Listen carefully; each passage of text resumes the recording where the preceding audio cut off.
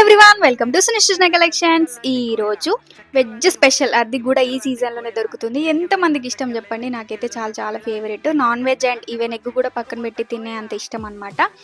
ఈ కాలంలో కల్తీ లేకుండా, పెస్టిసైడ్స్ లేకుండా న్యాచురల్గా పండే వెజిటేబుల్ అంటే ఇదేనేమో. ఫస్ట్ అయితే ఇట్లా హాట్ వాటర్లో బాయిల్ వేసేసుకుంటే పీల్ అవుట్ అయిపోతుంది తొందరగా, లేకపోతే గుచ్చుకుంటుంది కదా. తర్వాత ఇట్లా కట్ చేసి పెట్టుకొని ముందుగా పోపు పెట్టేసుకొని ఆనియన్ మిర్చి వేగిన తర్వాత కొత్తిమీర, మెంతి, ఉల్లాకు అవి కూడా వేసేసుకొని అవి వేగిన తర్వాత అల్లం వెల్లుల్లి పసుపు కూడా వేసేసుకొని అవి వేగిన తర్వాతకి మనం ఇందాక కట్ చేసి పెట్టుకున్న బోడాకారకాయ వేసుకోవాలి.